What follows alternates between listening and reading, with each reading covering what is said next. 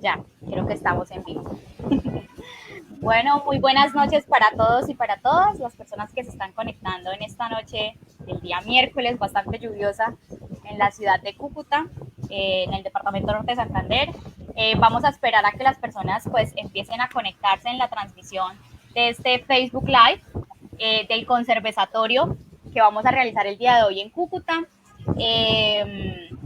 Para las personas que no me conocen, mi nombre es Lilibet Villamizar, soy arquitecta de la Universidad Francisco de Paula Santander y actualmente soy la coordinadora del equipo local de El Derecho a No Obedecer, que es una plataforma ciudadana que se encarga de difundir el legado del filósofo Fernando González en varias ciudades del país, entre ellas Bogotá, Medellín y acá nuestra ciudad Cúcuta. En algún momento estuvimos en Cali, y pues digamos, es un honor para mí poder estar esta noche con estas tres personas invitadas en esta nueva versión del conservatorio, el cual es una metodología que es inspirada en los conservatorios de filosofía del artista barranquillero Aníbal Tobón.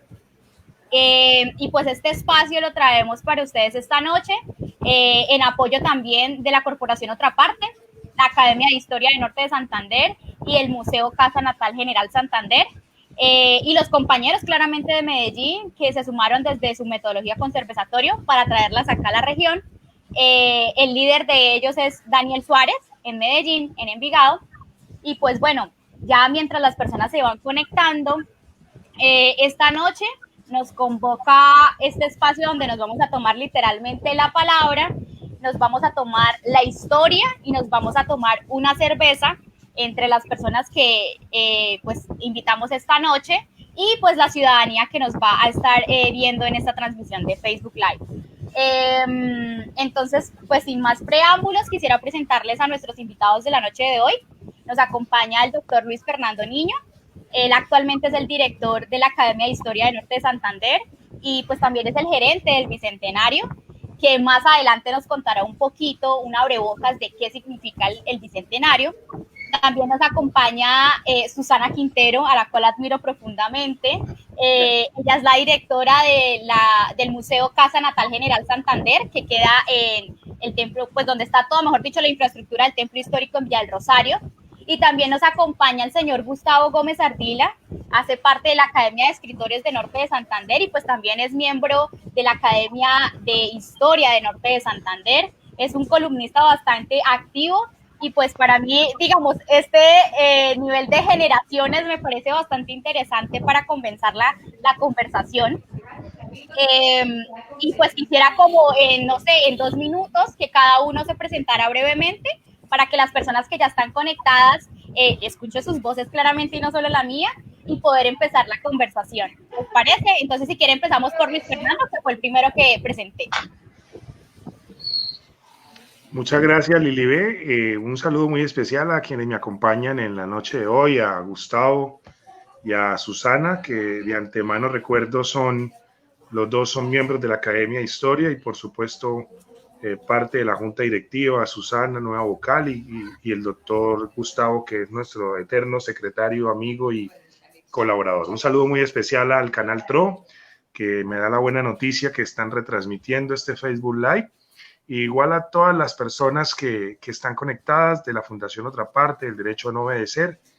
Y pues como ya lo dijeron, Luis Fernando Niño, presidente de la Academia de Historia, tengo a cargo la responsabilidad de poder avanzar en el tema bicentenario y además de eso soy docente de la Universidad Simón Bolívar de la sede de Cúcuta y bueno, entre otras cosas. Muchas gracias y estoy muy feliz de estar esta noche con ustedes. Vale, sigues tú, Susana. Vale, bueno, muy buenas noches a toda la audiencia, compañeros, agradecer esta invitación, me alegra mucho que me inviten a beber en cuarentena y a conversar con gente tan interesante.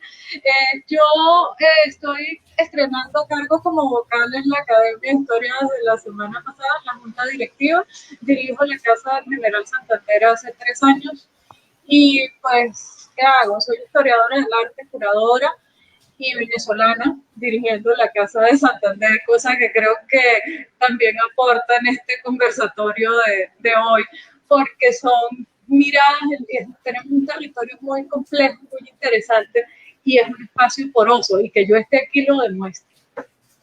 La frontera es un espacio poroso. Muchas gracias, Susana. ¿Y sigue esto, señor Gustavo? Bueno, yo soy Gustavo Gómez Ardila, amigo de todo, amigo de la historia, amigo de escribir, amigo de los dos personajes que me acompañan aquí de la academia, nuestra nueva vocal y nuestro querido presidente, y lógicamente Lilibet, muy honrado, muy agradecido por esta invitación y muy honrado por participar. A todos, muy buenas noches y les hago dar envidia, miren, esto no todos pueden, pero ojalá se la consigan. Ay, me encanta. Muchísimas gracias de verdad por acudir a este llamado, de tomarnos la historia, de tomarnos esta conversación y de tomarnos también la palabra, que es un poco como el mensaje que queremos llevarles a toda la ciudadanía que en estos momentos se encuentran conectados. Y bueno, yo creo que para iniciar como esta conversación activa, en este primer momento quisiera decirles a las personas que se están conectando que en un primer espacio de 45 minutos vamos a hablar activamente entre las tres personas invitadas del día de hoy. Y en un segundo espacio tendremos, digamos, un momento para que ustedes desde los comentarios de esta transmisión en vivo puedan realizar cualquier duda e inquietud que tengan en torno a lo que nos compete el día de hoy, que es hablar de memoria, de historia y de identidad cultural.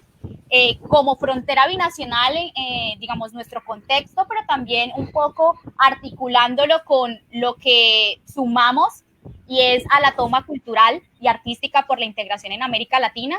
Un poco también ver cuáles son esas cosas que nos unen, ¿no? Como, no solamente como frontera binacional, sino también como con un contexto pues, más amplio de América Latina. Y pues bueno, yo creo que para empezar esta conversación, no sé ustedes, por ejemplo, con estos conceptos que tiene este espacio, que le llamamos, ¿qué creen ustedes o qué piensan que es la memoria, la historia y la identidad? Esos tres conceptos para ustedes, ¿qué implican? Si quieren empezamos, no sé, ahora por Susana, como que está en la mitad. Susana, primero las damas. Y así vamos. Ok, bueno, son tres nociones que están muy ligadas una a la otra, ¿sí? Pensaba, y una vez Adriana Ferreira nos leyó un cuento precioso sobre un personaje que perdía la memoria y automáticamente perdía la identidad, porque al no tener recuerdos, pues no sabes quién eres. Entonces, imagínate esa imagen, es tan potente. Si no tengo memoria, si no soy capaz de preservar la memoria, tanto individual como colectiva, como social, como de la nación, pues no voy a tener identidad. ¿Y qué es la historia? Es esa memoria común. La historia, pues puede tener muchísimas definiciones como disciplina académica, la podemos enfocar de muchos puntos, pero en esta relación identidad, memoria, historia, la historia es la memoria de todos, la memoria que compartimos y que también tenemos que mantener como sociedad para saber quiénes somos. Vale, muchísimas gracias, Susana. No sé, señor Gustavo, que está, para mí está encima de la señora Susana, entonces. Bueno, mal, Gustavo. Pero lástima que sea aquí en el programa. Ay. Bueno. No sé cómo es la cerveza todavía. Bueno, el que pierde la memoria está en la olla. Sí. El que pierde la memoria las perdió. Definitivamente no tiene nada que hacer. La literatura está llena de muchos pasajes, muchos cuentos, novelas, en que el protagonista pierde la memoria.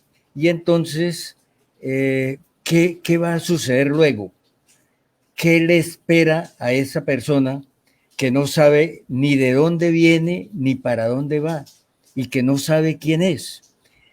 ¿Qué futuro tiene una persona que no sabe él reconocerse a sí mismo ni reconocer a los demás. Entonces, la memoria es fundamental. Y de ahí, como lo decía Susana, pues se desprende, lógicamente, la historia, lógicamente, lo que fuimos, lo que seremos, lo que somos en este momento, lo que fuimos y de pronto lo que no pudimos ser. Se quedaron muchos sueños, muchas cosas sin realizar, tanto a nivel colectivo, ciudadano, como a nivel de persona. Y lógicamente, la identidad es ese conjunto de cosas que hacen que nosotros vivamos el presente con apego a algo. Yo debo tener identidad cucuteña porque estoy apegado a mi ciudad, porque estoy apegado a un conjunto de personas, de cosas, de bienes, de autoridades que son los que representan a la ciudad. Todo ese conjunto yo debo tenerlo en mí, en mi interior, en mi mente, en mi corazón, y darle a ese conjunto lo que de mí, lo mejor que yo pueda dar. Esa es la identidad. Por eso precisamente tenemos tantos problemas por nuestra falta de identidad cucuteña. Muchísimas gracias, señor Gustavo. Y ya ahí te queda, mejor dicho, un contexto más amplio, Luis Fernando. Adelante. Sí, la historia como concepto es una colcha de retazos. Digamos que hay unos hechos que no se pueden de manera objetiva o subjetiva evidenciar, simplemente están. La manera en cómo abordamos estos hechos es lo que se ha convertido hoy en una ciencia explorada como la historiografía. Es decir, ejemplo, para que no ser tan técnico, la batalla de Boyacá es un hecho real, efectivo, y hay unas narrativas que se cuentan alrededor de esta batalla. Como hecho histórico está la batalla, y esas narrativas alrededor de estos elementos han construido digamos, una forma de conservar esos hechos históricos, y de ahí se desprende el segundo elemento, que es la memoria. Por supuesto, tanto Susana como Gustavo hablaban de que estamos jodidos si perdemos la memoria, pero sin embargo la memoria tiene algo muy elemental, y lo trabajábamos cuando estábamos con temas de comisión de la verdad y en la reparación de víctimas, y es que la memoria es la percepción, la narrativa desde la persona, desde la sociedad, desde el globo, de lo que vivió frente a ese hecho histórico. Entonces, la memoria sí es...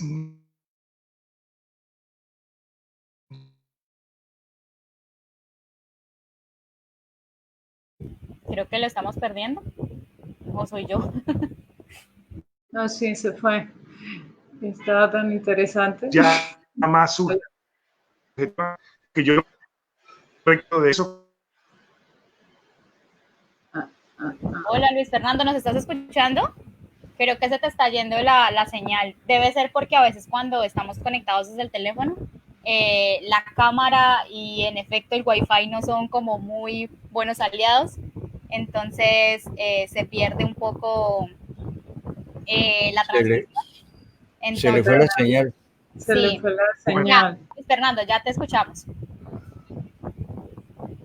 Listo. Entonces decía que esa memoria se construye a través de esa subjetividad. Es lo que yo recuerdo, y ponía varios ejemplos naturales. Por ejemplo, cuando a uno le preguntan ese juego de parejas, ya casados 10 años, ¿cómo se conocieron? Entonces, cada uno tiene una memoria frente a ese hecho que se conoció, frente a ese momento especial. Los dos recuerdan algo. Quizás lo que más recuerdo es el olor de tu perfume, y ella recuerda de mí la camisa que yo llevaba puesta. Esa memoria hace un hecho histórico de lo que estamos hechos, de lo que nos identifica. Así como hay tarjeta de identidad que tiene un número, nuestro nombre, la identidad dice, esta es la forma en cómo nosotros hablamos, esta es la forma en cómo comemos, esta es la forma en cómo nos expresamos. Y esa identidad no se puede ocultar simplemente por una formación intelectual, cultural y demás. Es algo que es innato, porque la forma en cómo está, es nuestro ADN cultural, si se le puede llamar de esa manera. La integración de estos tres conceptos es lo que construye, por ejemplo, la verdad histórica, es lo que construye, por ejemplo, un elemento a futuro. Para cerrar, por eso depende que la memoria o la historia, quién la cuente. Si la cuentan los ganadores, es de una forma, y si la cuentan los perdedores, de otra. Vale, muchísimas gracias, Fernando. Pues bueno, yo creo que siguiendo como con el hilo de la conversación, ¿ustedes por qué creen que es tan importante hablar de estos tres conceptos en un contexto como frontera binacional? O sea, es decir, desde Cúcuta, norte de Santander, ¿por qué es tan importante hablar de estos tres conceptos y obviamente articuladamente? Y dos, porque es tan importante hablar de esos tres conceptos ya en un nivel más amplio como América Latina. ¿Qué nos une como América Latina, no? Porque a veces, pues digamos, estas tres cosas parece que algunas personas las vieran como separadas, que no tuviesen como un hilo. Si quiere empezamos con el señor Gustavo. ¿El señor Gustavo nos está escuchando? Sí, sí, claro. Vale, si quieres empieza tú ahora. Bueno, la verdad es que cuando hablamos de historia, pues tenemos que mirar hacia atrás. Entonces, nosotros pensamos, por ejemplo, vamos a hablar de Cúcuta. ¿Cuándo nació Cúcuta? ¿En dónde nació Cúcuta? ¿Por qué nació Cúcuta? ¿Y cómo nació Cúcuta? Entonces tenemos que ir atrás hacia los primeros habitantes de nuestra región y llegamos a hablar de nuestros indígenas. ¿Quiénes eran nuestros indígenas? Y actualmente hablamos de que la raza motilona y que somos orgullosamente motilones y que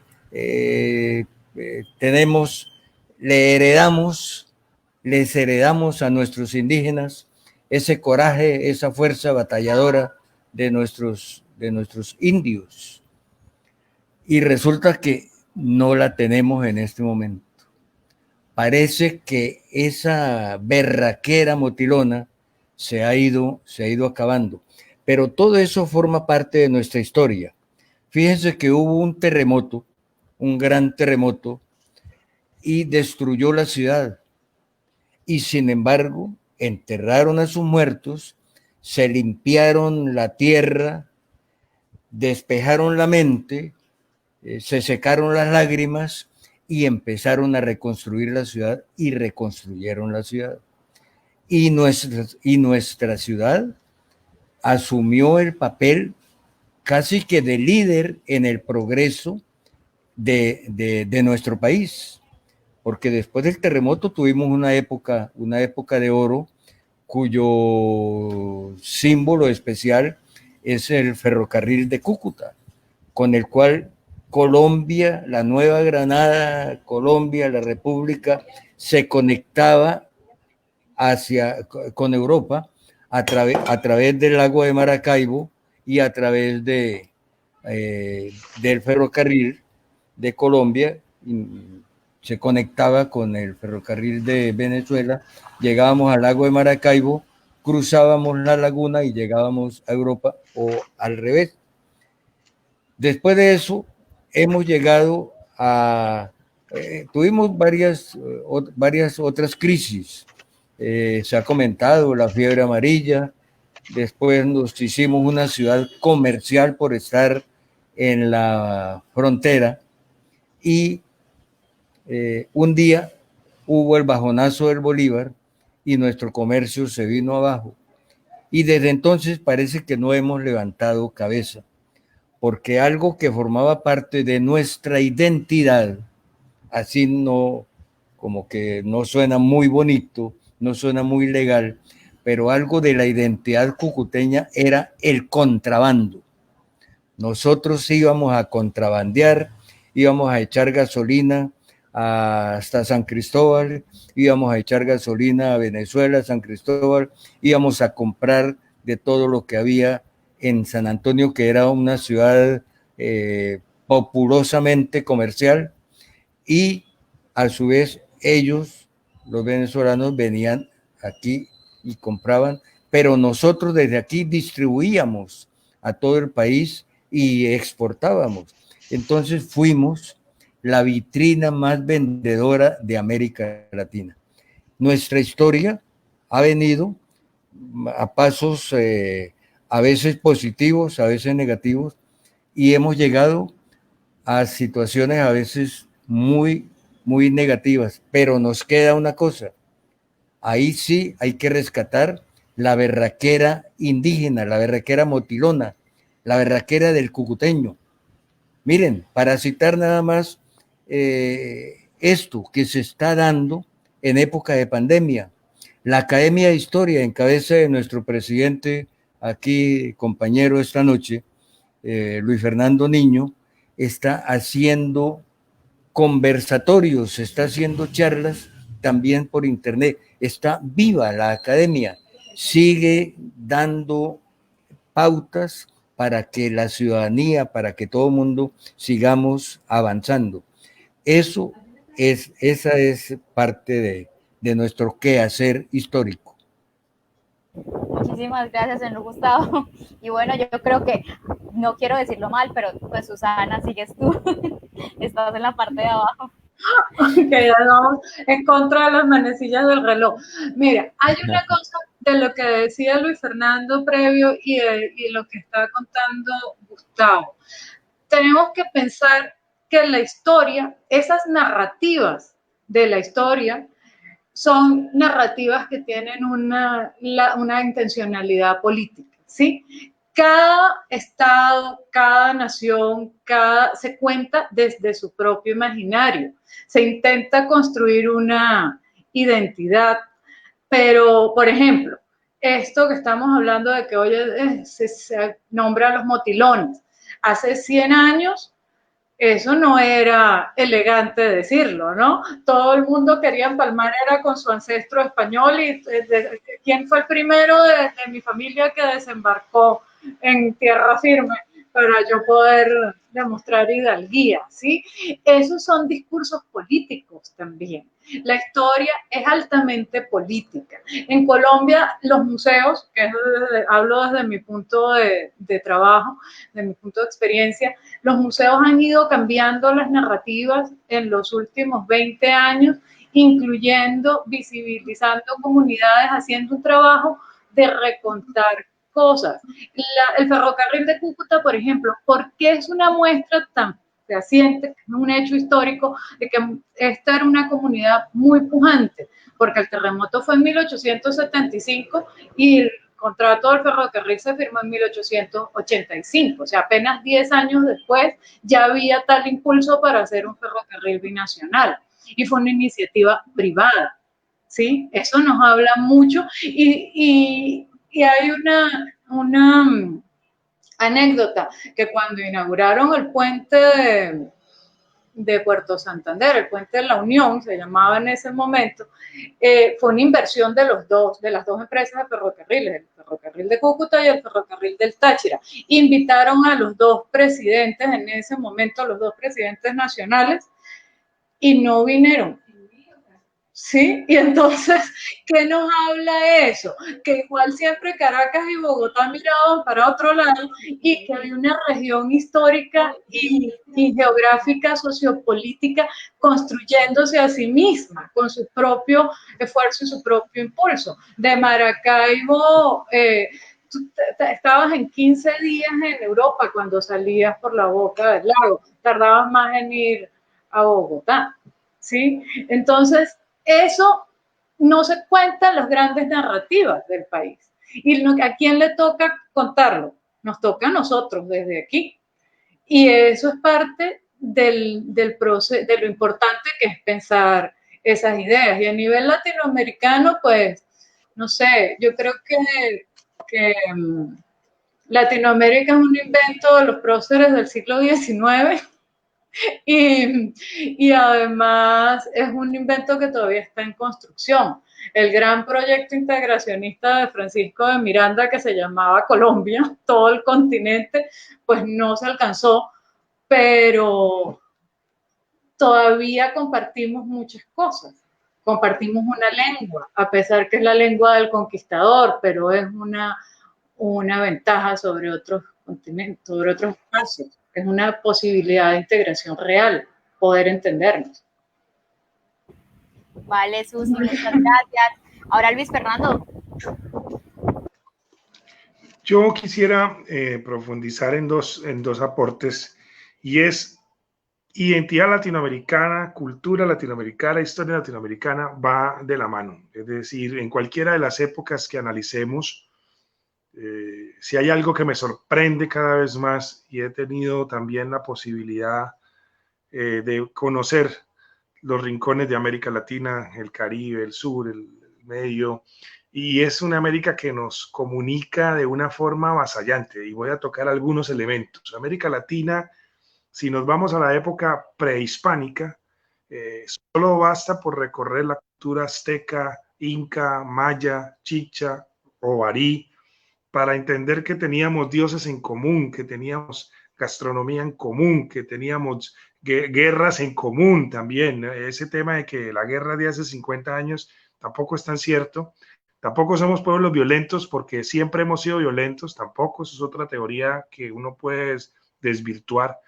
Pero es América prehispánica, o sea, antes de que fuera América, si se le puede llamar así, nos une de muchas maneras. La cosmovisión de América antes de la llegada de los españoles, de los conquistadores o de los invasores, como quiera que les quiera llamar de acuerdo a la posición política e historiográfica, nos une.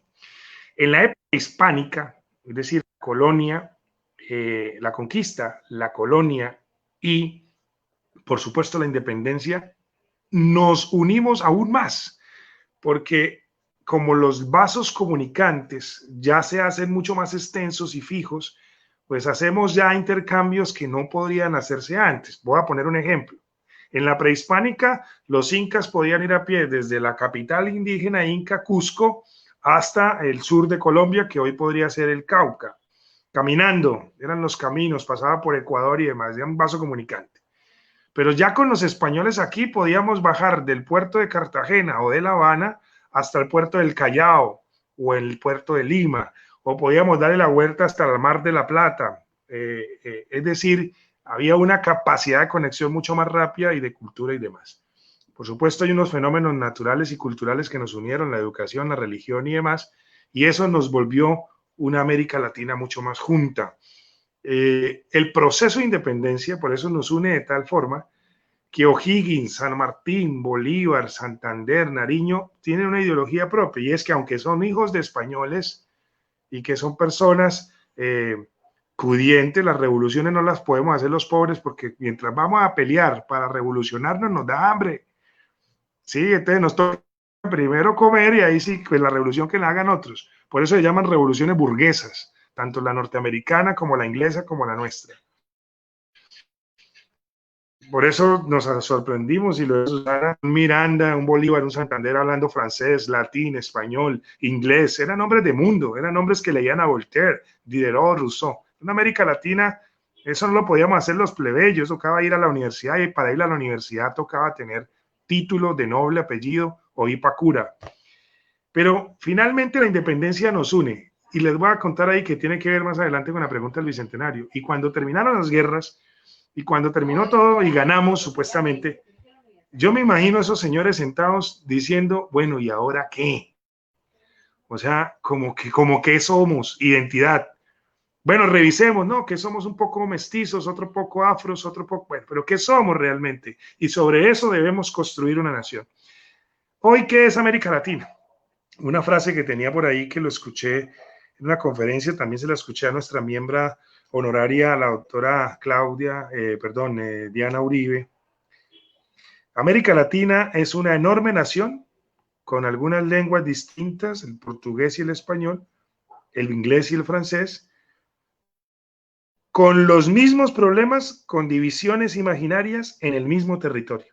Es decir, somos un continente rico culturalmente, pero si usted va a Brasil va a encontrar favelas, si va a Colombia va a encontrar barriadas o comunas, y si va a Argentina va a encontrarse también con las villas, y si, o sea, compartimos el fenómeno de la corrupción, compartimos el fenómeno del asesinato, del homicidio, Con México estamos compartiendo las terribles estadísticas del narcotráfico y las formas violentas de los 90, México la está viendo hoy. Y seguimos en las mismas divisionismos latinoamericanos que yo los llamo inútiles, es decir, creernos los de Santa Cruz de la Sierra mejores que los de Cochabamba hoy en América Latina, cuando ya hay internet y wifi, eso ya está, mejor dicho, que los de un sector del centro de Colombia se sientan superiores a Quibdó, ya eso sigue marcando que América Latina está tan dividida como cuando San Martín le dijo a Bolívar, ahí le dejo mi gloria. Ok, Luis Fernando, muchísimas gracias. Bueno, yo creo que hilando, ya que estamos hablando bastante de América Latina y del proceso de independencia y demás, y que pues en efecto los tres hacen parte de la Academia de Historia, ¿ustedes cuál creen también que es el rol de los jóvenes, ¿no? Y de esta nueva generación, que obviamente yo me incluyo, tengo 25 años, digamos, queremos indagar un poco de esa historia que a veces no reconocemos o no nos apropiamos de ella, y también de la identidad digamos, que tenemos en efecto, como mencionaba el señor Gustavo y Susana, la identidad cucuteña, la identidad norte santanderiana, y la identidad también como a nivel país, ¿no? Como colombianos, aquello que nos identifica como colombianos, el café, la cerveza águila, el fútbol, etcétera, etcétera.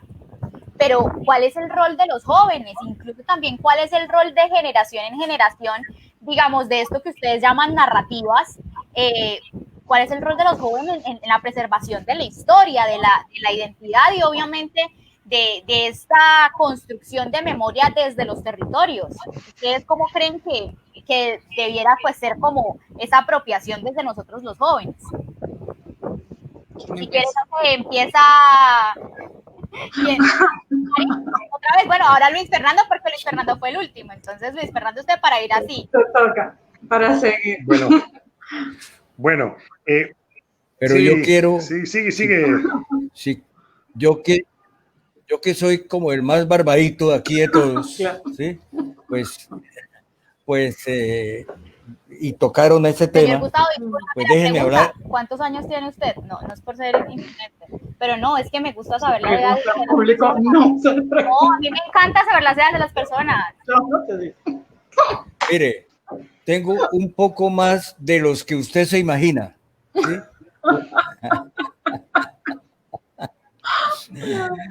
No, 74 años. Bueno, yo quiero decir esto antes de nuestra colega.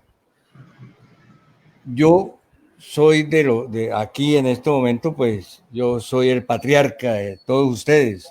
Ustedes son mis pupilos, ¿sí? Aun cuando intelectualmente lo veo, todos ustedes pues me enseñan, me dan clases. Pero yo creo mucho en la juventud. Yo soy un convencido de que arreglaremos esto el día en que la juventud se apersone de la tarea de arreglar esto. Mientras siga el país, mientras sigan nuestras instituciones en manos de los mismos con las mismas, pues va a ser muy difícil.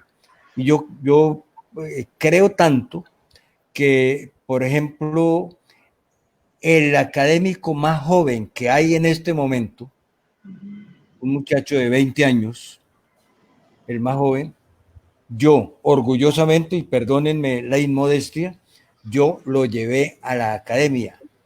Estuve hablando con él, un muchacho campesino, hijo de campesinos, apenas bachiller de Arboledas, vive, en este momento está allá en una vereda de Arboledas, echando pala y pico y sembrando y cogiendo café.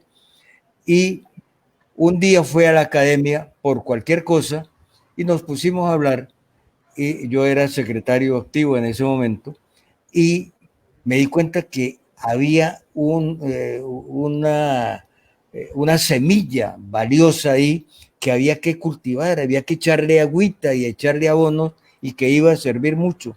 Y empecé a citar lo que fuera cada 8 días y empezó a ir cada 8 días y empezamos a hablar de historia y entonces me di cuenta que él era investigador por su cuenta, sin saber qué era eso. Él había investigado la existencia de alguien que había sido soldado de la independencia, que luchó al lado de Bolívar y los restos estaban allá en Arboledas porque era un arboledano y él tenía el documento, el registro, la partida de bautizo y tenía conversaciones grabadas con los nietos de ese soldado de apellido Béjar. Entonces le dije, usted tiene que ser miembro de la academia. No, pero ¿cómo hace eso? Uy, no, usted sabe mucho más que muchos de nosotros. Y así lo fui encarrilando hasta que entró a la academia y en este momento es no solamente miembro de la academia, sino muy colaborador en la academia, tanto que nuestro actual presidente lo ha tenido allá por temporadas de asesor, ayudándole allá en el manejo de los libros, de los archivos, y eso queda a entender que somos creyentes en el valor de los muchachos, de la juventud. Otro ejemplo, y vuelvo a hablar del presidente. Nuestra academia, pues estábamos los viejitos, decían que la academia era un sitio donde los viejitos llegaban a roncar, que no tenían nada que hacer en su casa, y las mujeres nos echaban y nos llegábamos allá a roncar, a dormir y a mirar un montón de libros. Lógicamente no era cierto, pero a veces era cierto. Y entonces llegó un alcalde joven, el más joven que ha habido en toda la historia, y puso patas arriba lo que estaba medio andando, le dio la vuelta a todo. Y en este momento la academia ocupa un sitial de honor dentro de las academias del país, gracias a la labor de Luis Fernando. No le estoy dando coba para que me brinde otra cerveza después de esto, pero es cierto. Otro ejemplo que está aquí, vivito y coleando. Yo no le voy a preguntar cuántos años tiene a la que tengo debajo de mí, pero sí es joven, atractiva, bella y sobre todo pilosa, que inventa cosas. Hasta un cultivo de yuca y de papa y de cacao tiene allá al lado del templo histórico. Es decir, se inventa una serie de cosas locas que solo lo hace la juventud. Y la juventud hace que la Casa del General Santander, el museo de la Casa del General Santander, en este momento sea un ícono en casi que en todo el país, gracias al empuje y la juventud. Y para que no se me quede por fuera, porque después no me vuelve a mandar cervezas, con solo 25 años coordinando estas actividades tan importantes, quiere decir que ya empezamos a estar en manos de ustedes, los jóvenes. Ya les estamos entregando las riendas de este caballo brioso a veces y que para que ustedes lo sigan manejando. Yo me siento muy contento. Debiera sentirme como acomplejado ante tanta juventud y tanta belleza. No lo digo por Luis Fernando, pero me siento muy feliz, muy honrado de estar compartiendo con ustedes este panel. Muchísimas gracias. Gracias, señor Gustavo. Fernando, ahí te tiraron la palabra. Bueno, muchas gracias. Realmente es muy elemental, muy importante reconocer que cuando definimos juventud, y eso tiene también una cantidad de significados, vamos a hablar que es un proceso biológico, que es un tema de una a cierta edad, que incluso hay una ley en Colombia, la 386, si no estoy mal, del mismo año, pues hace que haya una ley hasta los 26 años, es joven, según la ley, y tiene unos beneficios, unos determinantes, etcétera. Pero hay otros que son más profundos, son tan jóvenes como Gustavo, porque hablan de la juventud del espíritu, de la juventud de los pensamientos, de la libertad del pensamiento y de la acción.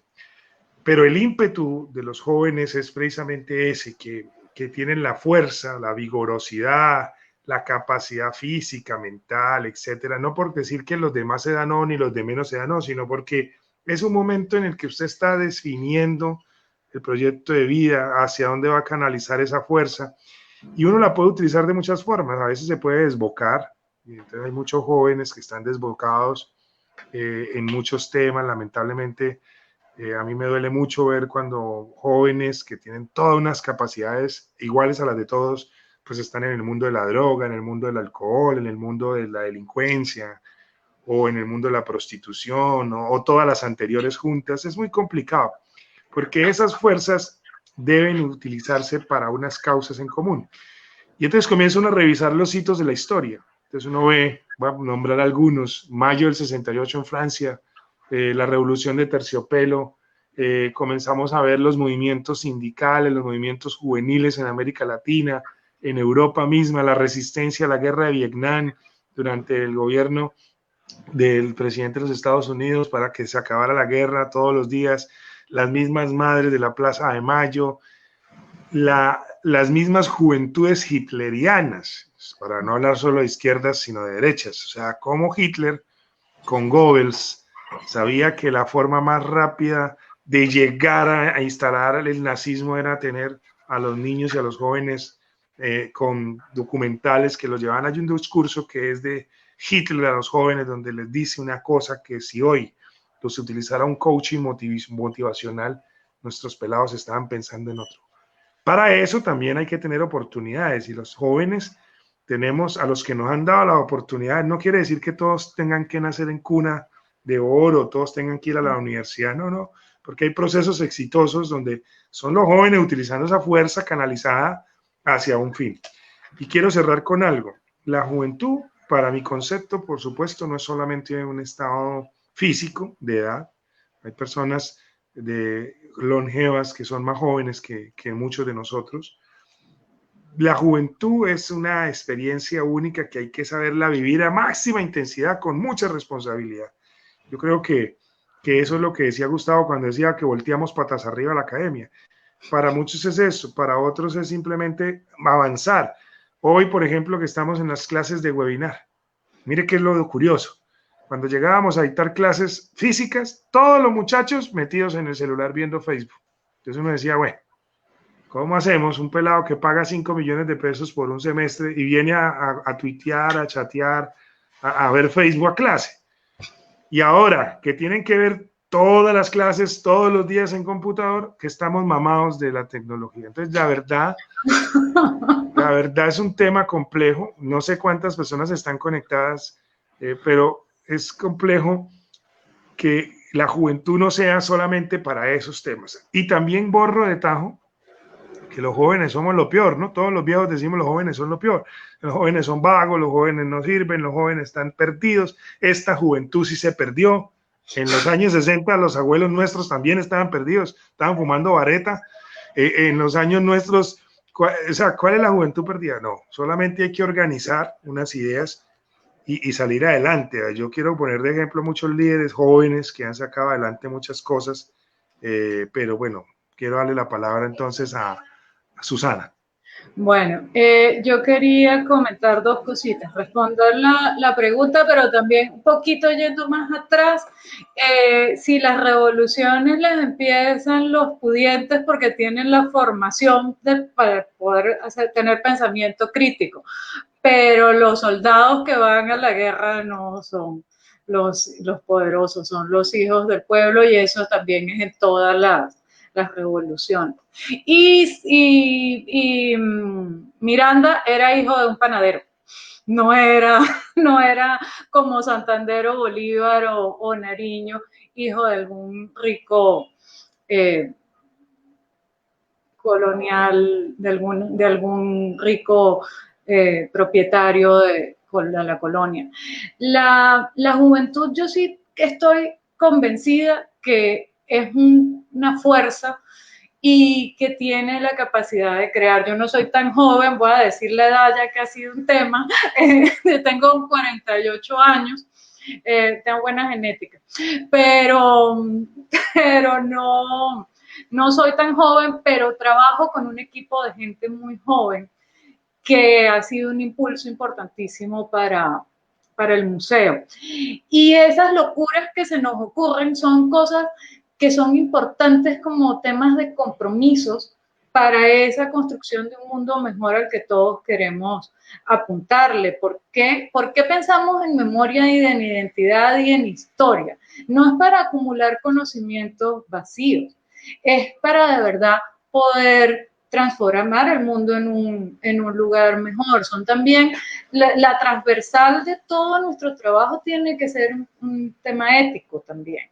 Entonces, estas jóvenes tienen esa fuerza de la creación, del impulso, de la capacidad de atreverse. Pero la juventud es un estado mental. Yo conozco gente de 30 años completamente anciana y conozco mucha gente de 70 que da lecciones de innovación y de crecimiento y de capacidad de trabajo. Entonces, también no pensar si la ley ya, aquí solo hay una joven, según la ley colombiana en esta reunión, pero todos los que quedamos fuera de ese concepto legal no tenemos capacidad de trabajo, sí la tenemos. Y ese es ¿qué tienen que pensar los jóvenes? ¿Con qué se quieren comprometer? Al final esa sería la pregunta.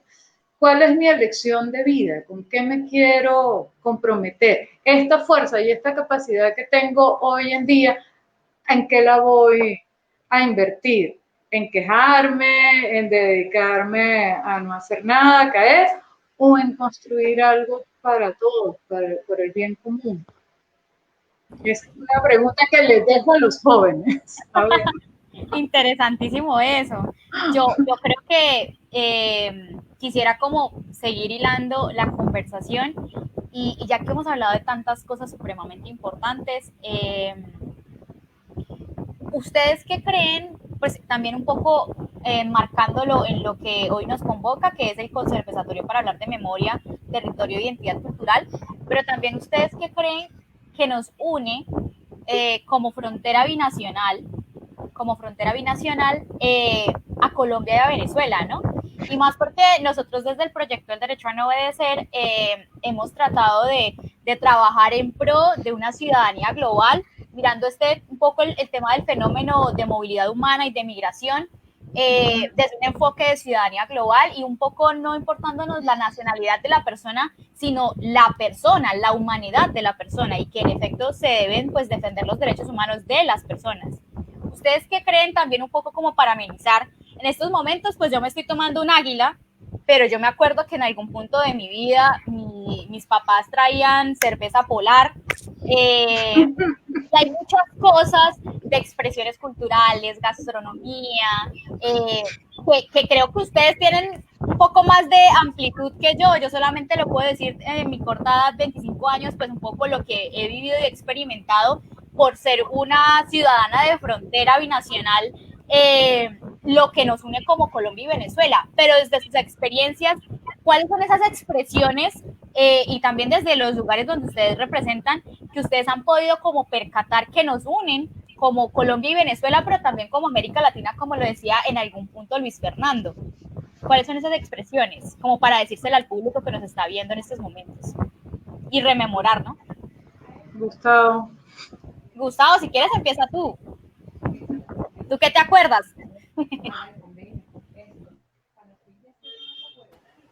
Bueno, la verdad es que Colombia y Venezuela somos una sola cosa. Somos un solo país que desafortunadamente, pues circunstancias extrañas nos llevaron a diferenciarnos, pero había un escritor venezolano de San Cristóbal, de apellido Paredes, no recuerdo el nombre, que decía, la frontera es una línea que no debe servir para dividir, sino para unir. Entonces, con base en eso, sin nosotros saberlo, durante muchos años, durante décadas, fuimos una sola cosa. Nuestras familias colombianas emigraron hacia Venezuela durante mucho tiempo. Y allá en Venezuela decían que el colombiano era muy berraco para el trabajo, y entonces los contrataban en las cosechas de café, pero ellos se quedaban allá viviendo con sus familias o hacían hogar con mujeres de allá o al revés. Y entonces resultamos nosotros con que mi familia es de Colombia y es de Venezuela, con que muchos nacieron aquí y se criaron allá, o al revés, que muchos nacieron aquí pero tienen los papeles allá. Lo que dicen de Maduro, no sé, será cierto o no, que nació aquí pero se formó allá y que venía aquí a jugar en vacaciones, y que aquí en el barrio Carora lo conocieron cuando él de muchacho venía en todos los diciembre, en fin, pero eso es apenas un ejemplo. Era cantidades de familias eran los que hacían lo mismo, vivían allá y estaban aquí, familia allá y familia aquí. ¿Qué los dividía? Ni siquiera la moneda, porque ellos venían aquí con bolívares y aquí se les recibían bolívares, de modo que estaban en su casa también. Íbamos nosotros allá con pesos, y en algunos almacenes uno preguntaba, iba a comprar una grabadora, un equipo de sonido, ¿cuánto vale esto? Y le preguntaba el dueño del almacén venezolano, ¿en pesos o en bolívares? Y uno decía en pesos, entonces le daban a uno el valor en pesos. De modo que no había ninguna diferencia. Nosotros, la comida era la misma de allá que la de aquí. Las mujeres bonitas allá, bonitas aquí. Gente inteligente allá, gente inteligente aquí. Gente trabajadora aquí, gente trabajadora allá. Lo mismo, lo mismo. La religión, la misma, en su gran mayoría católica aquí y en su gran mayoría católica allá. El idioma, el mismo, español, nuestras costumbres, las mismas. Entonces los lazos de sangre, de fraternidad, todos culturales, eran los mismos, no había ninguna diferencia. Sin embargo, la ley universal de las naciones, de que cada vez se van achicando más los países. La Unión Soviética era una cantidad de países y unidos, pero unidos en uno solo, bajo una sola administración, hasta que se dividieron, se rebelaron y se dividieron. España es lo mismo, comunidades diversas, que eso está que estalla en cualquier momento. España queda reducida a su mínima expresión, y así sucesivamente. Aquí fuéramos Colombia, como ya lo dijeron, un país inmenso, toda la América.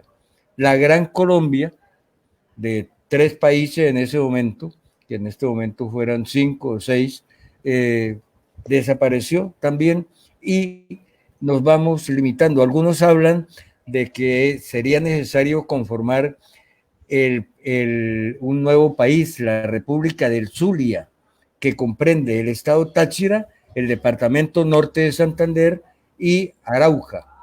Esas 3 regiones conformarían un nuevo país llamado...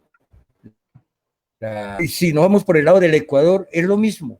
Entonces, las diferencias son más artificiales, más políticas y más de intereses que de comunidad. Yo pienso que entre Colombia y Venezuela, en este momento que tenemos cantidad de venezolanos aquí, que decimos que se nos dañó la ciudad porque hay tanto venezolano. Yo pienso que no, tampoco es así. Nosotros nos fuimos también en una época para Venezuela y allá nos abrieron las puertas. Está pasando eso. Lo que sucede es que el tipo de gobierno que existe entre los dos países pues ya hace que se marquen algunas diferencias y eso sí nos divide porque los medios de comunicación, porque los gobernantes tienen sus choques y entonces eso influye. Pero realmente las trochas no debieran existir, debiéramos pasar todos de brazo por el puente. Muchas gracias, señor Gustavo. Bueno, y sigues tú, querida Susana. Yo quisiera también, no sé, que profundizaras un poco en el tema de la yaca. Yo no sé si tú sepas qué pasó con la yaca, todo eso. Quiero hacer una aclaratoria para todo el territorio colombiano, como venezolana y habitante de la frontera. Hallaca no está mal, ¿ok? No, sí, es una discusión tremenda sobre, pero es que eso es como un tamal. No, la hallaca no es un tamal. La hallaca tiene un proceso de elaboración muchísimo más complejo y significa la suma de una cantidad de historias también. Es un plato que cuentan que el origen era la olla de los esclavos en la Navidad, pero mira todas las culturas que hay dentro de un solo plato, porque la hallaca tiene las hojas de plátano que vinieron del África, el maíz americano, pero hay aceitunas, pero hay garbanzos, pero hay vino, que son completamente españoles occidentales. Entonces, es un elemento sincrético que muestra muchísimo de lo que es ser latinoamericano, pero es mucho más compleja su elaboración que la de un tamal. Y en norte de Santander es también una tradición y acá sí se distingue. Acá hacen hallacas y tamales en Navidad, ¿cierto? Que me corrija Gustavo si estoy inventando algo. Pero, y las familias, y ves en la calle los carteles, hallacas y tamales, distinguiendo eso. Pero es algo que permeó. Se discute en Venezuela cuál es el origen, y dentro del territorio venezolano son completamente distintas, igual que son distintos los tamales acá. Por ejemplo, en Mérida y en Trujillo le ponen garbanzos hervidos. En el centro del país eso es una blasfemia. Las hallacas no llevan garbanzos, pero las de norte de Santander sí. Y en el Táchira se hace el guiso crudo y se cocina la hallaca completa. En el resto del país se hace el guiso cocido y se arma la hallaca y luego se cocina solo la masa. Acá en norte de Santander hacen el guiso crudo también. Entonces, como este territorio fronterizo comparte una manera de preparar un plato que terminó también siendo binacional. Yo quería un poquito ponerme historiadora más dura y clásica para contarles Susana, señor. Susana, me regalas 2 minuticos para sí, señor, añadir claro, algo. Claro. En cuanto a la hallaca, el origen de la hallaca va un poquito más allá. Se dice que en la época del esclavismo, los negros esclavos enterraban en la ceniza lo que les sobraba a los patronos, que ellos comían y comían muy bien, y les sobraban algunos alimentos y cómanse eso. Ellos comían y guardaban para el otro día dentro de las cenizas o hacían en la tierra para que se mantuvieran allí y no se dañaran. Entonces los envolvían en hojas de plátano, de esos alimentos los envolvían y los enterraban. Los sacaban a los 8 días o a los 15 días o al tiempo y estaban intactos, y así preservaban ellos, conservaban ellos estos alimentos. Dicen que ese fue el origen de lo que ahora conocemos como hallacas o tamales, un alimento de masa envuelto. Era añadirle eso nada más. Gracias. Sí, y también es una tradición latinoamericana. Hay comida envuelta en hojas por todo el continente.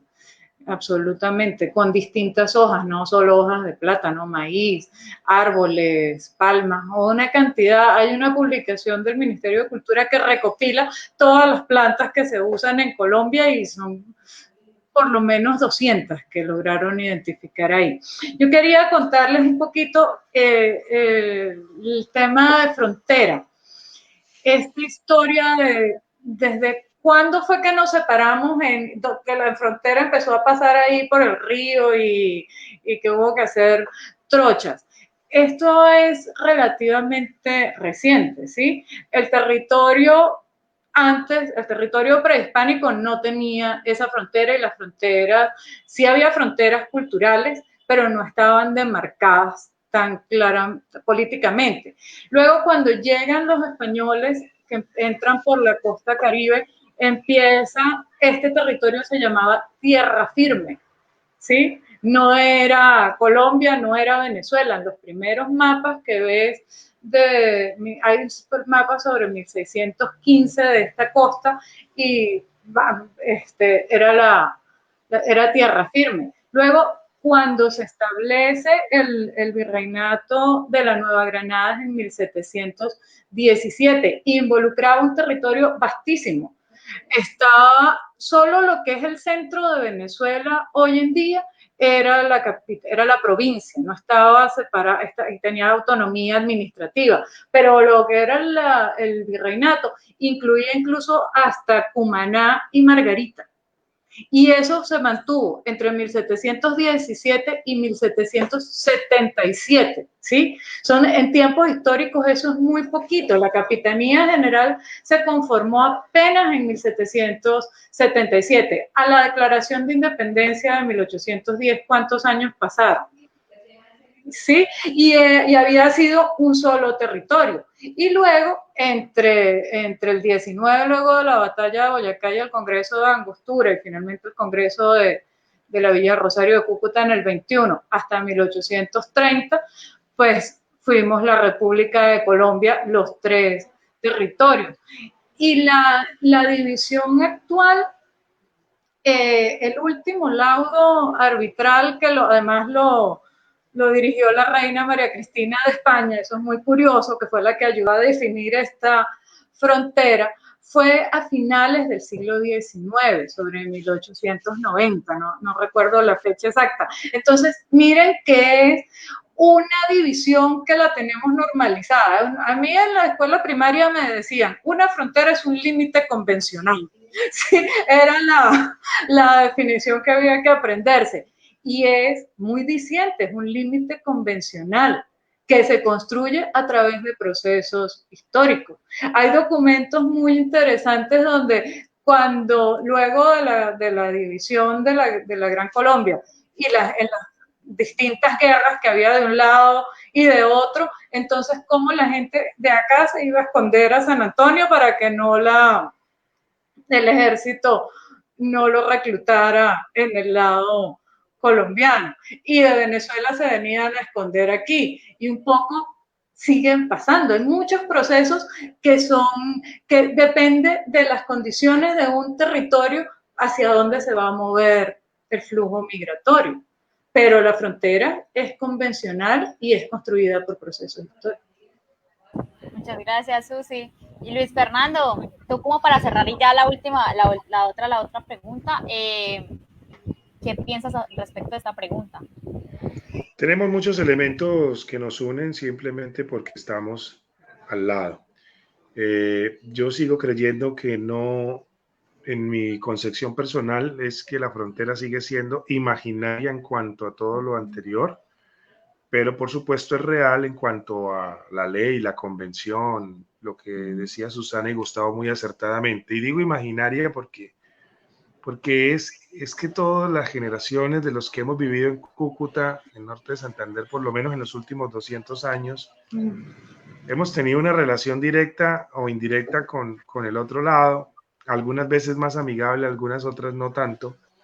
Y son muchos los ejemplos, muchísimos los ejemplos. Es decir, pues es que se me olvidan algunos y otros se me vienen en cantidad. pero Bolívar la campaña admirable la termina en Venezuela y la comienza en Cúcuta. Entonces ahí ya el tipo viene derrotado, la venganza pues, o cuando lo de Puerto Cabello, que él siente que se defraudó, que lo de Miranda, y desde aquí vuelve, agarra cojones y agarra fuerza y sale y termina en Venezuela liberándola en una de los primeros intentos. Luego, sigamos tocando temas de Colombia y Venezuela. Nosotros conocíamos primeros Caracas que Bogotá. Y es más, cuando hubo la bonanza venezolana, antes del 83, cuando entraron a la OEP y descubrieron que el petróleo era su única salida o la que más les daba rentabilidad, todos queríamos tener papeles venezolanos. ¿Y qué cucuteño de Zapa Mandaca o Raca Mandaca, como llaman, no tiene la doble nacionalidad legal o ilegal? Es decir, la cédula antes de que Chávez entregara la cédula chavista, que era la cédula que luego declararon ilegal. Y luego Nicolás Maduro Moros, por debajo del puente y a las patadas, sacó a los colombianos que en algún momento habían apoyado el régimen o la democracia que ellos tenían allí instaurada, como quiera que la llamen. Entonces, de ahí a que probábamos primero helados F o helados Mapato antes que los helados colombianos, o que tomábamos fritolay antes de lo nuestro, o que nuestro jamón, los jamones de Navidad eran Blue Rose y no los jamones Zenú. Pues eso es parte de nuestra idiosincrasia, que bailamos en Navidad y en diciembre. El himno que cantaba. El 28 de febrero de este año alcanzamos a ir. Claro, el 28 de febrero, les voy a contar una anécdota de este año, todavía no habíamos entrado a la pandemia, faltaban 10 días para mandarnos a cuarentena. Fuimos a la batalla de Cúcuta y estábamos en la Loma Bolívar. Y dentro del acto colocaron himno de Colombia, himno de Norte de Santander e himno de Venezuela. Sí. Oh, sorpresa, todo el mundo cantó más el himno de Venezuela que el del mismo Norte de Santander y lo grabaron. Entonces hubo gente que peleó, ¿cómo van a poner el himno de esa república? Bueno, etcétera. Pero pues es que todo el mundo sabe eso, todos nacimos y vimos creciendo a Radio Rochela, a Venezolana de Televisión, a Radio Caracas, nuestras novelas eran las novelas venezolanas. Todos tuvimos padrino de bautizo de Venezuela o padrino de confirmación. Es decir, eso es algo que está arraigado. Hasta hace poco nuestras vacaciones eran en las Islas de Margarita o en el Chichirivichi o en Choroní, porque era mucho más económico vacacionar allá relativamente al cambio de la moneda nuestra. Hoy está totalmente estudiado. Usted estuvo conmigo ayer en el Puente Internacional Simón Bolívar, Lilibé, y vimos la tragedia humana que se está viviendo en este momento porque el gobierno venezolano rechaza el ingreso de su gente nacional o otros, y los que están entrando tienen que entrar y quedarse 20 días ahí en cuarentena, quién sabe en qué condiciones, para poder seguir su camino. Y veíamos personas, las que veí más, por respeto no tomé imágenes, todas en sillas de rueda y personas de mayor edad con su tapabocas, personas que están propensas a un contagio de coronavirus o lo que sea. Hoy esa realidad, en cambio las trochas funcionando en la ilegalidad, en cambio los grupos armados pasando fusiles, coca, etcétera, eso sí pasa. La corrupción en su máxima expresión de lado y lado de la frontera. Es muy complicado entender hoy el tema de frontera, pero de que somos una sola cosa, lo somos. Póngale el nombre que usted quiera, pero somos una sola identidad, una sola nación, con diferentes formas de expresión, pero somos lo mismo. Muchas gracias, Luis Fernando. Y bueno, yo creo que para ya ir terminando con la última pregunta, para darle paso a las personas que puedan también desde los comentarios preguntar lo que quieran a cada uno de ustedes. Yo creo que por cuestiones de tiempo y demás, pedimos que, como dicen, llenen los comentarios de preguntas e inquietudes, y trataremos de tratar de ser sucintos y responder a la mayor cantidad de preguntas. Y si en llegado a caso no alcanzamos a responder la mayoría, pues miramos a ver cómo nos encontramos con los panelistas para darle en efecto respuesta a estas inquietudes ciudadanas. Luis Fernando, ya lo último, porque me parece supremamente importante y que creo que por eso los convoqué, y es que en efecto nuestro contexto de frontera binacional es supremamente importante para el país y para nosotros, lo que se avecina el siguiente año, que es la conmemoración del Congreso de Cúcuta, y Y también el tema del bicentenario, ¿no? La gente no, pues, no sé, muy pocos sabrán qué significa el bicentenario y por qué es tan importante hablar de él. Y en efecto, que usted es el gerente designado para este evento que va a ocurrir el otro año. Y pues la verdad, todo está en incertidumbre por este tema de la pandemia. Pero sí quisiera que nos diera como unas nociones de por qué es importante el bicentenario y qué implica para el país y qué implica para Cúcuta, Norte de Santander y el área metropolitana, los municipios de frontera, pues estar rodeados del tema bicentenario. Pues la verdad todo está en incertidumbre por eso. Tres reflexiones porque también Gustavo y Susana tienen mucho que decir frente al tema, pero en cuanto a referencia, lo que estoy liderando es lo primero. Siempre conmemoramos las batallas, siempre conmemoramos las guerras, siempre conmemoramos elementos de este tipo, quizás a veces hasta violentos, ¿no? Así sean independencia. Pero este bicentenario tiene algo muy, muy, muy bonito y es que estamos conmemorando a un grupo de personas que se sentó a diseñar un país o una nación o un sueño, ya sosegados después de un poco de batallas. Después vendrían otras batallas. Yo creo que no hemos parado de pegarnos entre nosotros. Pero yo sueño, o a veces me imagino, cómo serían esos grandes personajes, Bolívar, Santander, Saldúa, el obispo de Mérida, Nariño, cómo se sentaron después del Congreso de Santo Tomás de Angostura, la ley fundamental, todo lo que les tocó pasar para llegar a pie en mula o por río hasta la Villa del Rosario, que es el municipio hoy epicentro importantísimo de la conmemoración del Bicentenario. ¿Cómo lo hicieron? Entonces, el Bicentenario conmemora la arquitectura el del nacimiento de lo que hoy es la República de Colombia. Por eso hoy el eslogan que estamos utilizando de la Corporación Mixta de Turismo es el lugar donde todo comenzó, porque aquí fue donde comenzó ese sueño, llamémoslo así, que no, aunque no estaba en papel, dicen los historiadores, pero sí estaba en el imaginario, el sueño famoso de la Gran Colombia, un continente unido en un solo pensamiento. El segundo elemento es cómo ese hecho histórico, esa memoria, nos sirve para reconstruir y transformar nuestra identidad. ¿Qué problemas tenemos hoy? Bueno, narcotráfico, conflicto armado, migración, COVID-19, el problema social. ¿Cómo juntamos todo esto que no es fácil y agarramos este bicentenario para volvernos a sentar y pensar cómo lo vamos a sacar adelante? Porque si nos echamos a las petacas o a llorar, es que esto no va a parar, es que ya no volvemos, etcétera, etcétera. El bicentenario no tiene plata hoy, por ejemplo. El bicentenario hoy es la suma de unos esfuerzos de entidades como la Casa General Santander, la Academia de Historia, Fontur, FONAT, ACODRES, de instituciones, universidades que le quieren, Derecho a no obedecer, la Fundación Otra Parte, Juntos y Aparte con Abajín. El bicentenario es la suma de voluntades de los que queremos hacer de esto una buena noticia. Y ya finalmente, lo que queremos, teníamos una agenda para el 2020 y el 2021, pero el COVID-19 está en todo el mundo y la agenda tocó no cancelarla, pero sí transformarla. Cancelamos un vuelo de 11 países, cancelamos 3 congresos este año de casi 500 personas cada uno. Bueno, pero hemos hecho algo que hasta mejor salió porque no lo teníamos tan planeado.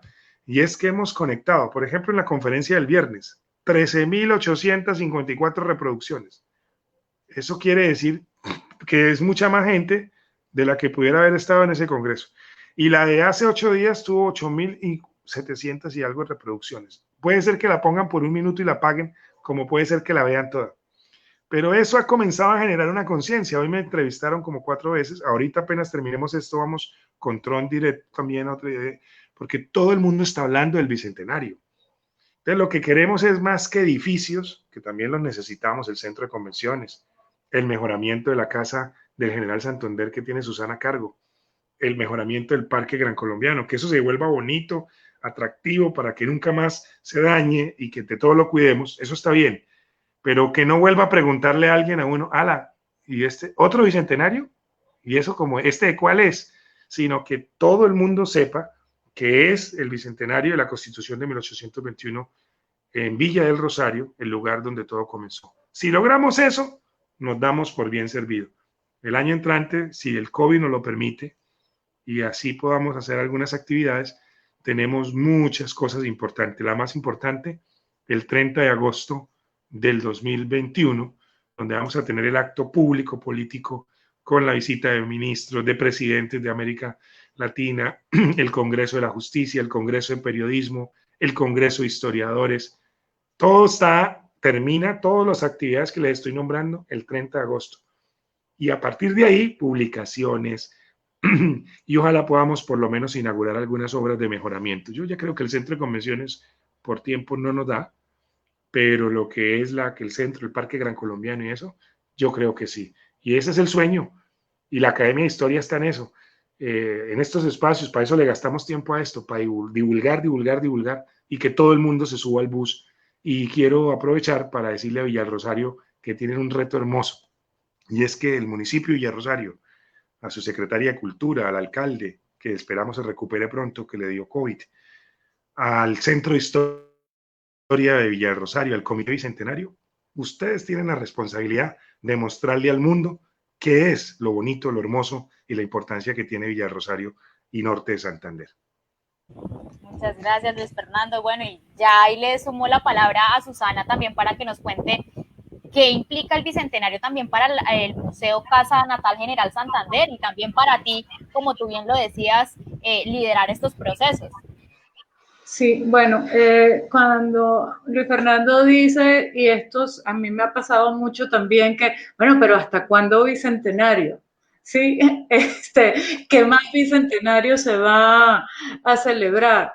Pues se celebra el Bicentenario más importante, que es el del nacimiento civil de la República, ¿sí? La Constitución de verdad, es la existencia de un marco de leyes que empezaron a construir la ciudadanía. Decir que somos ciudadanos de una república y no súbditos de un rey es una transformación tremenda, ¿no? Entonces, yo creo que la pregunta de hasta cuándo Bicentenario y por qué otro Bicentenario tiene que ver también con que nos enseñan la historia como hitos separados.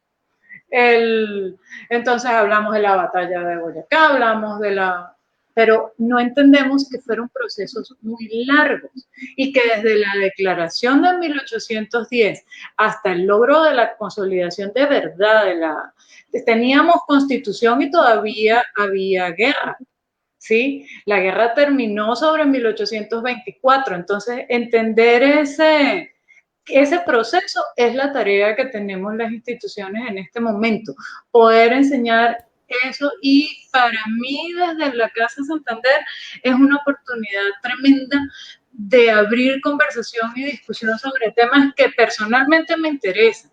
La idea de ciudadanía.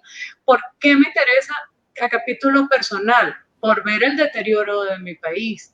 Y yo estoy profundamente agradecida con esta ciudad y con toda la gente que me ha acogido y que ha confiado en mí, porque puedo, sin estar tan lejos, poder hacer aportes que en Venezuela en este momento es imposible. Pero nos permite pensar eso, ¿qué es ser ciudadano? ¿Por qué los procesos se truncan? ¿Por qué se transforma algo que aparentemente va bien en algo que se vuelve un colapso para todo un continente?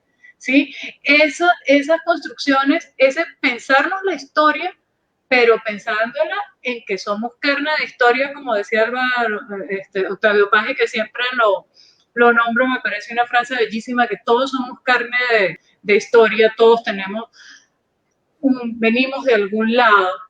Entonces, este momento es de difundir conocimiento para entendernos. Y el museo es un espacio vivo donde está sembrado cacao, porque Juan Agustín Santander era dueño de una finca cacaotera, y estamos enseñando la historia desde que usted vea una planta de cacao y la pueda reconocer de qué vivía esa familia cuando Santander nació, hasta entender también que el Congreso lo convocaron en 1819 y solo logró instalarse hasta 1821, y que trabajó no solo en la Constitución, sino en un cuerpo de leyes que incluyó una ley de educación, o sea, que era la construcción de una visión de país, de una visión de república, que fue la primera república del continente.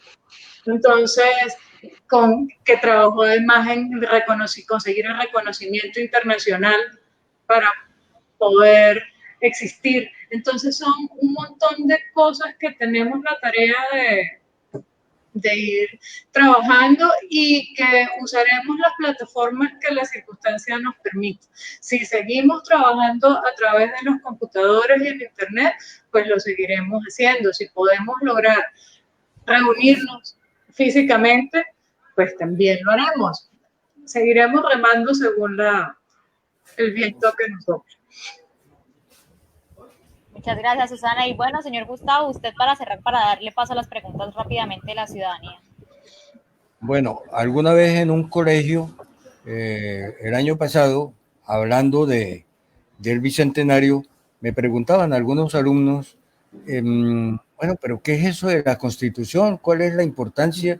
Porque no sabemos qué es eso, que la Constitución de Cúcuta, que la Constitución de Villa del Rosario, que la Constitución de Colombia. Y yo les decía de la manera más sencilla, miren, vamos a suponer que nos vamos de casa, vamos a cambiar de casa y llega uno a la casa nueva y empieza a pensar, este cuadro, ¿dónde lo coloco? ¿Dónde voy a poner este armario? No, que estas cosas no me caben aquí. ¿Dónde voy a colocar mi estudio? ¿Dónde va? Eso es organizar.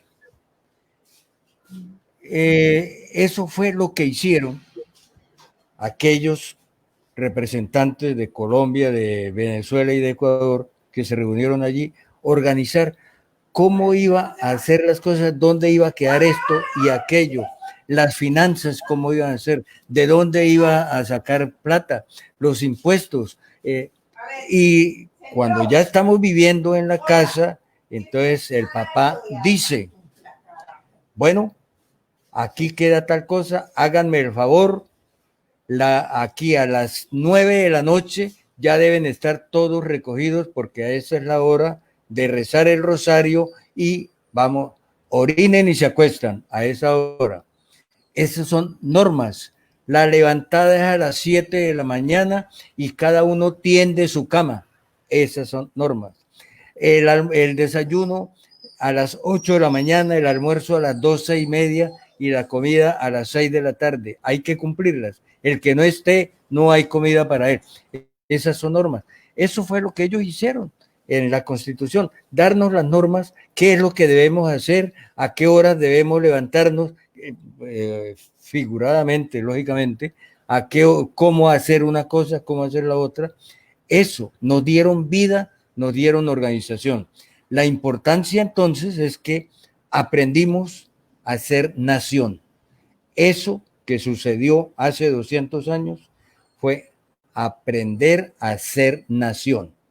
Y eso hay que conmemorarlo, porque si a uno le celebran los 15 años, los 20 años, los 50, ya a Susana los 48, a mí no digo cuántos, para que les olvide lo que ya dije, y nosotros, pues, ¿por qué no vamos a celebrar los 200 años desde cuando empezamos a caminar, chequeando de pronto, no muy bien, pero empezamos a caminar? Eso. Muchísimas gracias pues a los tres por esta amena conversación. Estamos súper cortos de tiempo, pero pues bueno, me acabo de encontrar una pregunta de un ciudadano que nos acaba de escribir desde la página de Facebook, Sebastián Larcón, y nos dice: ¿qué artistas plásticos muestran o reflejan la relación entre Colombia y Venezuela? Pues no sé, no solamente nos quedemos con artistas plásticos, yo no sé si ustedes en la posibilidad se han podido encontrar no solo artistas plásticos, sino también músicos, ¿no? Y artistas en su gran mayoría, en su amplitud, que reflejen un poco la relación binacional. Yo solamente puedo colocar uno, pues porque en lo poco que sé, pues Pastor López. Lo coloco porque mi mamá era fiel oyente de él y todavía lo sigue siendo. Yo creo que todas las navidades vamos a escucharlo hasta que yo me muera. Pero pues no sé ustedes desde sus experiencias si conocen artistas plásticos que en efecto tengan un carácter binacional y apoyen un poco todos estos temas que hemos hablado la noche de hoy, que es la memoria, la historia y la identidad cultural desde nuestro contexto de ciudad frontera. No sé si quiere empezar Susana o alguno de los tres quiere solamente responder. ustedes me dirán. Yo rapidito puedo mencionar dos que me parece que tienen proyectos de larga data muy importantes.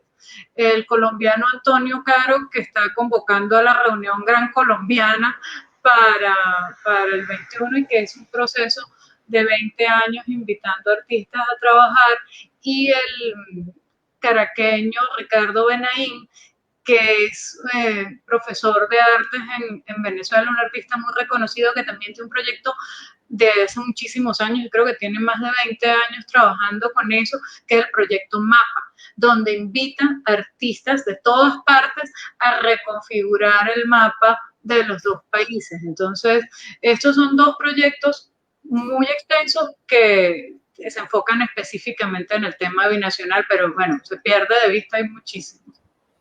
Muchísimas gracias, Susana. Luis Fernando, no sé si tú tengas en mente alguna persona o algún grupo de personas. No, pues es que yo esos temas así tan profundos no, pero de lo popular sí les puedo contar. Usted decía, por ejemplo, hablar de Pastor López, desde la música, que era venezolano y que vivía aquí en San Luis y que luego fallece aquí y es tratado como uno de los máximos expresionistas. Hablar de Lavillos, Caracas Boy, hablar de los melódicos que tenían personas de familia de lado y lado, de escritores y filósofos venezolanos y colombianos. Tengo uno que no recuerdo el nombre ahorita, pero nos ha dejado, vuelvo y repito, yo en mi concepto personal no tenga, es lo mismo, aunque pues en lo real puede hacer que otra cosa se diga, pero eso es lo que recuerdo ahorita en temas de música, por ejemplo. Vale, Luis Fernando. Y señor Gustavo, no sé si usted de casualidad tenga en su mente algún artista o algo que quiera mencionar. Bueno, yo soy enemigo de dar nombres porque se quedan algunos por fuera y entonces, no me nombró este hijo de tantas, a uno no le para bolas, que yo no, que yo no valgo nada para usted. Pero en mi campo, puedo decir, es decir, en la escritura, en la literatura, que Venezuela es un país sumamente rico en poetas, en escritores, en novelistas, y la historia está llena, la historia literaria está llena de grandes figuras. Y nuestro Nobel García Márquez era enamorado de Venezuela. Él habla cada vez que le hacían entrevistas, él siempre se refería a Venezuela pues como una, casi que como su patria, porque lo recibió, le abrió las puertas, y él pues se hizo escritor en Colombia, en Venezuela, en México y en París, pero de Venezuela habla muy bien. Hay una riqueza cultural muy profunda y que tiene sus representantes, pero en la literatura, sobre todo en la poesía, tiene una gran riqueza y que a nosotros nos conviene mucho porque recibimos esa influencia.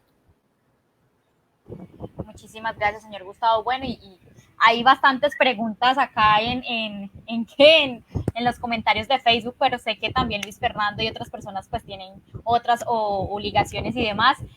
Luis Fernando, como para ya ir cerrando la última pregunta, ¿qué lugar pues tú crees que en efecto ahorita, por todo el tema del contexto del Bicentenario y demás, o incluso pues próceres de la patria que a veces se tengan como un poco relegados o subvalorados, qué lugares tú también crees en la historia que se han dejado a un lado, ¿no? Y que pues son relevantes en efecto al momento de hablar, por ejemplo, del Bicentenario o incluso de lo que nos une como países hermanos? Sí, lamentablemente los mismos sitios importantes históricos donde la doctora Susana está a cargo, toda la zona del Parque Gran Colombiano, como lugares físicos, la Capilla de Santa Ana, la estación del ferrocarril, el mismo templo histórico, sus alrededores, toda su gente está pues luchando muy fuerte para que al menos quede un lugar mucho más satisfactorio una vez pase el Bicentenario. Como dice, como alguien me dijo, no recuerdo en qué entrevista, que le quede algo de toda esa parra que ustedes hablan todo el día, ¿no? Algo le quede. Pero hay un elemento que poco tocamos y de verdad que no hemos investigado mucho o no le damos el bombo necesario, y es qué papel jugaron las mujeres, por ejemplo, en esta época de independencia y de centenario. Porque, a ver, yo entiendo que esos hombres se sentaron allá a hablar de leyes, como dijo Gustavo, y de a pensar un país, pero alguien tenía que hacer las quehaceres mínimos, y no solo las que hacían el aseo y les cocinaban. Todos esos hombres debieron haber tenido esposas, amigas por lo menos cercanas. Esas mujeres también tuvieron ideas que eran transmitidas donde ellas no podían entrar por los escenarios propios de la época. Entonces es un elemento que muy poco se toca. Y otro elemento es finalmente hoy, ¿qué nos une? ¿Qué nos une hoy realmente tangencialmente? Sí, ya a lo que pasemos de todo este tema de la historia, del día a día de la Gaceta, ¿qué hoy nos une? Y no qué nos desune, que es lo que más sacamos a relucir. Y creo que la historia se escribe todos los días de manera distinta. Yo le quiero agradecer mucho, Libe, perdóneme que me despida ya, pero tengo al lado la otra entrevista que va a iniciar. A usted, Susana, muchas gracias y bienvenida a la Junta de la Academia de Historia, y a Gustavo. Y efectivamente a todos los que nos vieron y nos van a ver por las redes sociales. Bienvenidos al Bicentenario y que se unan. Muchas gracias por esta oportunidad. Muchas gracias, Luis Fernando. Espero que te vaya muy bien en la otra entrevista y seguir, obviamente, construyendo más espacios como este de conversación ciudadana. Y bueno, en efecto, Luis Fernando ya literalmente nos abandonó. Pero seguimos nosotros tres. Se estaba leyendo a la profe Blanca, que está por ahí, que está agradeciéndonos por el espacio, pero también la preguntaba para ustedes también qué creen, qué lugares o qué personajes de la historia se han relegado y que en efecto deberían tener un papel protagónico o importante o relevante. ¿Cuál es su postura? No sé, Susana, si quieres empezar. Bueno, el tema de la recuperación del lugar de las mujeres en la construcción del relato histórico es súper importante, pero si nos ponemos a pensar en esa primera constitución, en esas primeras normas que organizaron la casa, como también dijo Gustavo, la definición de ciudadano que daba esa constitución es muy interesante que la revisemos. Para tener derecho al voto, que es lo que te hace ser ciudadano, tener derecho a elegir, tenías que ser hombre, mayor de 25 años, saber leer y escribir, con profesión reconocida o con propiedades de un valor sobre 500 pesos, sobre 200 pesos, que eso era tener por lo menos una casa en ese momento. Entonces, ¿cuánta gente quedaba excluida de la posibilidad de decisión política en esa noción de ciudadano? Es un tema que tenemos que revisar, pero al mismo tiempo, en la ley de educación que les mencionaba antes, los niños y las niñas tenían que recibir el mismo tipo de educación.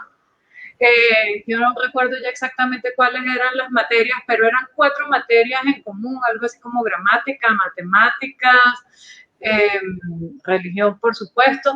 Había 4 materias en común, pero las mujeres tenían 2 materias más, porque tenían que aprender oficios del hogar y tenían que aprender costumbres. Entonces, no tenían derecho al voto, pero recibían una educación más estricta, más en lo básico, ¿sí? Era a lo que se dirigía a niños y niñas. Entonces, es un tema que tenemos que revisar.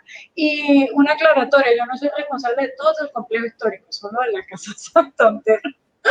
Por favor, no me carguen de tanto trabajo. Susana, y yo la verdad soy muy ignorante en eso, pero ¿de dónde hasta dónde empieza el Parque Gran Colombiano, que han mencionado bastantes veces? El Parque Gran Colombiano es todo el complejo, ¿sí? Que incluye donde están las ruinas del templo histórico, donde está el templo de Santana y el tamarindo histórico.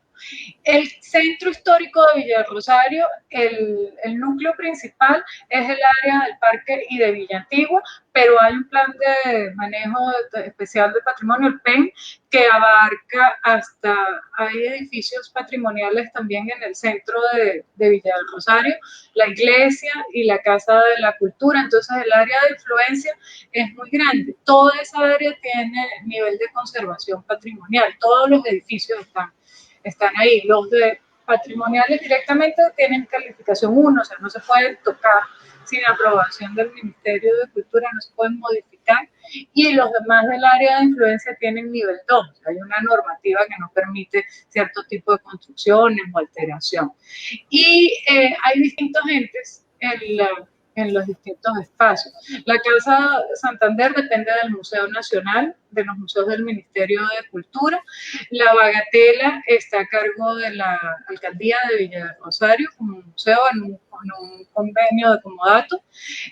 Actualmente se está instalando la Escuela Taller de Jardinería en el parque, que tiene la responsabilidad de la biblioteca pública, y la estación del ferrocarril creo que quedó también dentro del convenio de la escuela taller, y la responsabilidad general sobre el mantenimiento del parque recae sobre el área administrativa del Ministerio de Cultura. Entonces es un ecosistema complejo en realidad, donde somos una unidad pero con distintas cabezas. Ok, Una hidra. No, la verdad lo menciono porque de pronto algunas personas, al igual que yo, no sepan de dónde hasta dónde comprende este parque.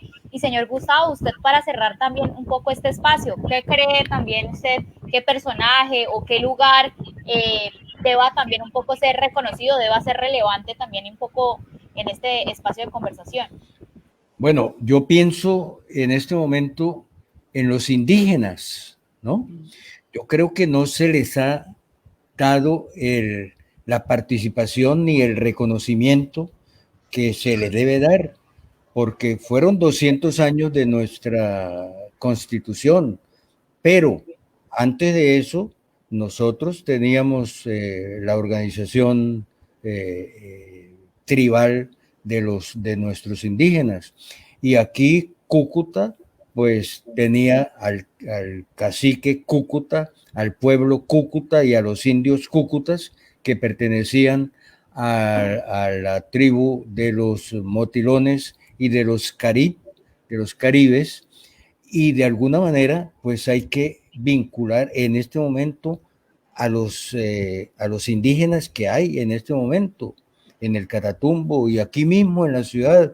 De pronto ve uno algunos indígenas que han logrado estudiar, que han venido desde que Bruce Olson y el padre García Herreros trajeron algunos a la civilización nuestra, han seguido llegando, pero en sí a la comunidad indígena yo creo que hay que hacer algo para que no los sigan destruyendo, para que no se acaben, y que fuera como una rama, como una consecuencia de este bicentenario, fijarnos también en ellos. No tanto nuestras construcciones físicas, sino la parte humana y la parte de estos indígenas. Si los tuviéramos en cuenta y si hiciéramos algo como para mantenerlos en su cultura, sin meternos a destruirles lo que ellos tienen, estaríamos nosotros logrando parte de la conservación de nuestra memoria histórica, que fue el tema inicial de esta charla. De resto, la verdad que las preguntas que ahí se ve que están formulando son todas muy interesantes.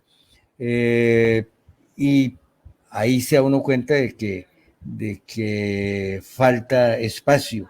Pero una pregunta me llamaba la atención: ¿cómo hacer para que nuestra gente joven tomen conciencia de su importancia en la historia y en el desarrollo de la ciudad y de nuestros conocimientos de lo que fueron nuestros antepasados? Pues esto es una labor de padres, una labor de los maestros, una labor de los docentes universitarios, una labor de personas como ustedes que están haciendo estos conversatorios con o sin cerveza, una labor de los dirigentes, de los jefes de nuestros monumentos, como en el caso de Susana. Es decir, es algo en que debemos estar de los escritores, de los artistas, todos en conjunto, lograr una expresión de lo que somos y de dónde venimos y hacia dónde vamos. Porque muy importante, celebramos el bicentenario. Bueno, ¿y ahora qué? Ya hicimos un centro de convenciones, mejoramos la casa del General Santander, le echamos una pintadita ahí al centro histórico, al templo histórico, que es una mentira lo que nos han dicho, que ese no es el templo que había cuando se reunió la convención, pero ese es otro tema, ¿no? Y nosotros lograr pensar, bueno, ¿y ahora qué? Ya tenemos todo esto, celebramos el bicentenario con bombos y maracas y con pólvora y todo, y muy bien. ¿Y ahora qué? ¿Qué vamos a hacer? Yo creo que la pregunta también, no solamente mirar hacia atrás, sino mirar hacia el futuro. Y gracias a ustedes por la invitación, ¿no? No, muchísimas gracias, de verdad que el espacio ha sido supremamente enriquecedor, que he aprendido un montón y yo sé también que creo que alcanzamos un máximo de 68 personas conectadas, pero sé que en efecto esta transmisión va a quedar guardada tanto en nuestra página de Facebook como en la página de Facebook del Museo Casa Natal General Santander. Actualmente solamente quedan 23 personas conectadas, pero 23 personas que se han sumado pues desde el conservatorio desde las 7 de la noche hasta ahorita las 8:42 p.m. Y de verdad creo que eso que acabaste y cerraste con broche de oro, algo que quería decir, y es que en efecto es un tema de corresponsabilidad. No es solamente un tema de mirar hacia atrás, como dices, y mirar hacia también obviamente en perspectiva, sino que todos los actores en el territorio tenemos que pensar cómo construimos memoria, cómo construimos esta historia y cómo fortalecemos también nuestra identidad cultural. Que en efecto la tenemos, de pronto no todos la hemos descubierto o nos hemos apropiado de ella, pero poco a poco estamos como mirando esos digamos, vestigios y eso que es nuestro desde hace mucho tiempo y que será por mucho más tiempo nuestro, y creo que esta apropiación debe ser de todas las generaciones. De verdad, muchísimas gracias, Susana, muchísimas gracias, señor Gustavo, a Luis Fernando también, que tuvo que irse por otro espacio, pero la intención era esta, era tomarnos pues la cerveza, tomarnos la palabra, tomarnos la historia y seguir convocándonos pues por medio de un símbolo como lo es una cerveza, una conversación, la historia y algo tan importante para nosotros como es la memoria, la identidad y obviamente algo que nos hace sentir orgullosos como norte santanderianos, como cucuteños, pero también como ciudadanos en general, sin distinción alguna de nacionalidades. Lo que pasó en Colombia, lo que pasó en Venezuela, lo que pasó en América Latina, es interesante verlo desde todas las aristas posibles y creo que sí, hay que mirar cuál fue el rol de la mujer en el tema del Bicentenario y también cuál fue el rol de los indígenas en esto que pasó obviamente históricamente y que hay que conmemorarlo, que hay que agendarnos y que hay que colocar en la agenda pública que en efecto Villa del Rosario, que es un municipio que hace parte del área metropolitana de Cúcuta, desde allí fue que empezó y digamos, nació la República de Colombia y se gestó aquello que hoy conocemos. Entonces no sé si Susana quiere decir como unas últimas palabras como para ya finalizar el espacio del día de hoy. No, solamente darle las gracias a todos, de verdad es una oportunidad maravillosa poder compartir, ha sido una conversación muy grata y nada, los esperamos, esperamos próximas invitaciones, esperamos poder seguir trabajando, tanto desde la academia como desde el museo. Muchísimas gracias. Bueno, muchísimas gracias a todas las personas y ya siendo las 8:44 nos despedimos, pero esta transmisión sigue acá. Si ustedes quieren ayudarnos a difundirla, pueden obviamente darle compartir, etiquetar nuestras redes sociales, @el derecho a no obedecer, Museo Casa Santander. Creo que la Academia de Historia tiene por el momento una página de Facebook y un canal de YouTube que también pueden seguir las transmisiones que ellos todos los días están publicando. En efecto, hay unos nuevos liderazgos en la Academia de Historia de Norte de Santander que hay que resaltar y que tenemos que seguir impulsando, que esto que está pasando en nuestra región, que son cosas muy positivas, hay que seguir visibilizando también esto. Y pues nada, van a haber todavía conversatorios de aquí hasta el sábado, pueden seguirnos desde nuestras redes para que se agenden. El día de mañana va a haber uno desde la página de Facebook de la Ciudad Verde Cúcuta sobre territorio, memoria y convivencia ciudadana con la Secretaría de Educación Departamental. Vamos a hablar de xenofobia en los colegios también el día viernes con estudiantes.